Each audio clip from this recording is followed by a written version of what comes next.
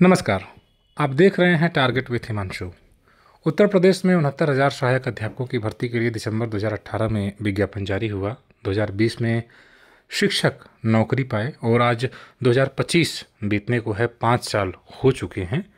इन सब के बीच शिक्षकों के चयन से संबंधित जो चयन सूची जारी की गई थी, जिसके आधार पर आज बड़ी संख्या में प्रदेश में शिक्षक कार्य कर रहे हैं, उससे पहले हाईकोर्ट की सिंगल बेंच ने, बाद में डिवीजन बेंच ने यह कहते हुए रद्द कर दिया कि आरक्षण के नियमों का ठीक तरीके से पालन नहीं किया गया है। ऐसे में जो शिक्षक राज्य के द्वारा निर्धारित शर्तों को पूर्ण करने के बाद आज अपनी सेवा विभाग में दे रहे हैं, उनमें से कुछ के सामने गंभीर समस्या है अपने भविष्य को लेकर कि क्या होगा। इस मामले पर माननीय सुप्रीम कोर्ट ने इसके पहले हाई कोर्ट के डिवीज़न बेंच के आदेश पर स्टे किया था, जिसकी वजह से अभी तक चयन सूची पर कोई कार्य नहीं हो सका था। लेकिन आज इस मामले पर माननीय सुप्रीम कोर्ट ने सुनवाई शुरू कर दी है। तो जो यह अभी तक दौर चल रहा था, जिसमें लगातार सिर्फ डेट्स मिल रही थी, वो आज खत्म हुआ और आज माननीय सुप्रीम कोर्ट ने लगभग 1.5 घंटे तक इस मामले पर सुनवाई की है।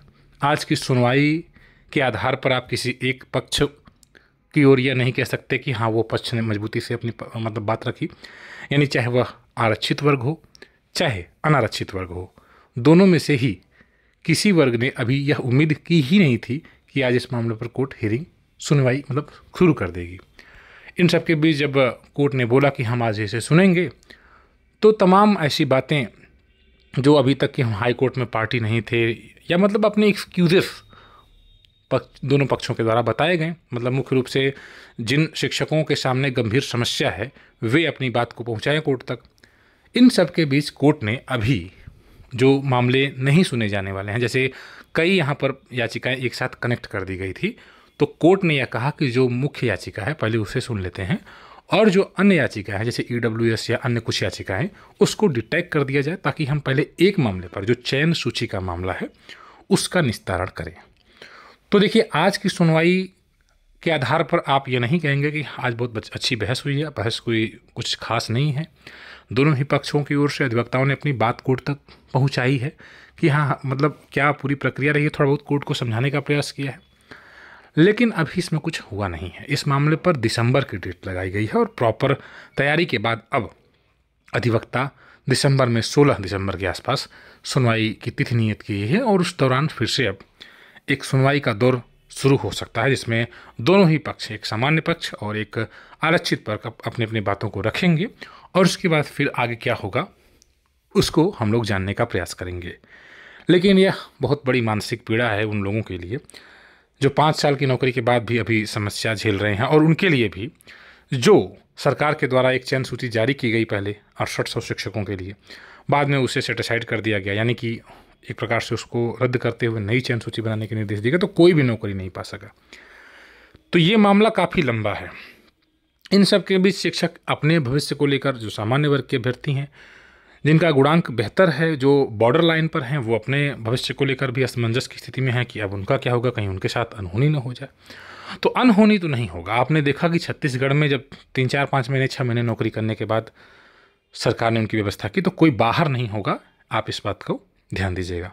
और तमाम अभी अन्य याचिकाएं भी इसमें पड़ी हुई हैं, तो ऐसा नहीं है कि कोई समस्या है।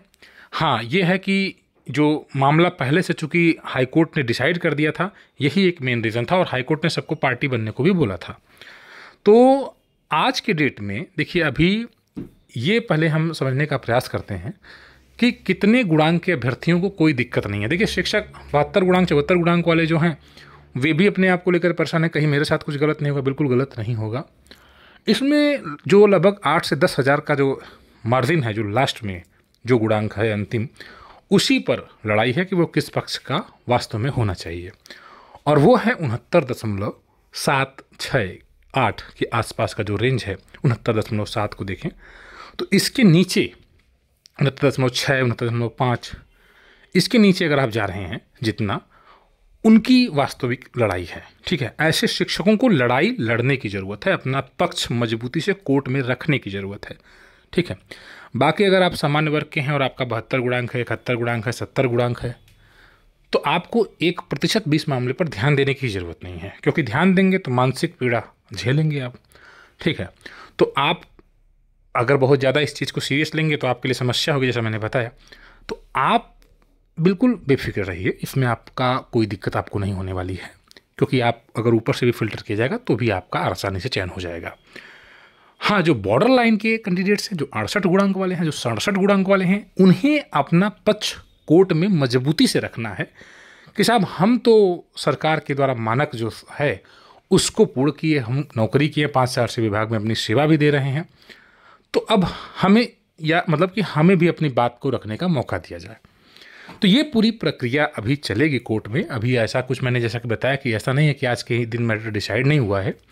दोनों ही पक्ष अपने पक्ष मतलब बातों को रखेंगे और उसके बाद कोर्ट का यह काम है कि वो यह डिसाइड करे कि कौन से पक्ष की बात सही है और कौन से पक्ष की बात गलत। फिलहाल आज 69,000 मामले में सुनवाई का दौर एक बार फिर से जो चयन सूची है उसको लेकर शुरू हो गया है। मामले की सुनवाई के लिए 16 दिसंबर की डेट लगाई गई है। महत्वपूर्ण जो भी जानकारी होगी इस चैनल के द्वारा आपको प्रोवाइड कर दी जाएगी। आपका कोई डाउट है तो आप पूछ सकते हैं। इस चैनल के द्वारा लगातार आपकी हेल्प की जाती रहती है। चैनल को ज्वाइन करें। धन्यवाद।